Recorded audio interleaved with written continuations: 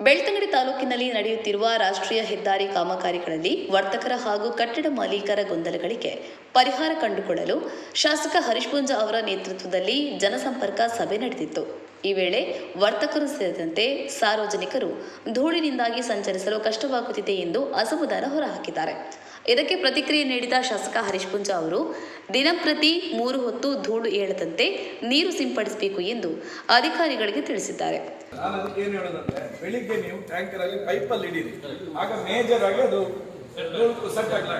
ಮಧ್ಯಾಹ್ನ 2 ಸಲ ನೀವು ಆ ಟ್ಯಾಂಕರ್ ಅಲ್ಲಿ ಸ್ಪ್ರಿಂಕ್ಲರ್ ಅಲ್ಲಿ ಮಾಡಿ, ಈವ್ನಿಂಗ್ ಮತ್ತೆ ಪುನಃ ನೀವು ಇದರಲ್ಲಿ ಹಾಕಿ, ಅದರಲ್ಲಿ ಪೈಪಲ್ಲಿ ಹಾಕಿ, ಆಗ ಸೆಟ್ ಆಗ್ತದೆ. ಏನು ತೊಂದರೆ ಆಗುತ್ತೆ. ಇನ್ನು ತಾಲೂಕಿನಲ್ಲಿ ನಿರ್ಮಾಣವಾಗುತ್ತಿರುವ ಹೈವೇ ರಸ್ತೆಯಿಂದ ಶಾಲಾ ಮಕ್ಕಳಿಗೆ ರಸ್ತೆ ದಾಟಲು ಕಷ್ಟವಾಗಲಿದೆ. ಇದಕ್ಕೆ ಯಾವ ರೀತಿಯ ಪರಿಹಾರವನ್ನು ನೀಡುತ್ತೀರಿ ಎಂದು ಶಾಸಕರನ್ನ ಸಾರ್ವಜನಿಕರು ಪ್ರಶ್ನಿಸಿತ್ತು. ಇದಕ್ಕೆ ಶಾಸಕರು ಸ್ಕೈ ವಾಕ್ ಮೂಲಕ ಮಕ್ಕಳು ಸುರಕ್ಷಿತವಾಗಿ ರಸ್ತೆ ದಾಟಲು ವ್ಯವಸ್ಥೆ ಮಾಡಿಕೊಡಲಾಗುತ್ತದೆ ಎಂದು ಭರವಸೆಯನ್ನ ನೀಡಿದ್ದಾರೆ.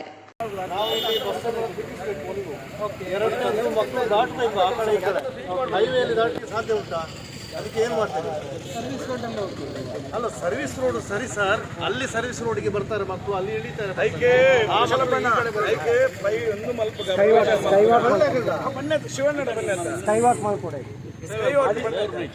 ಪ್ರಾಜೆಕ್ಟ್ ಮಾಡಿದ ನಂತರ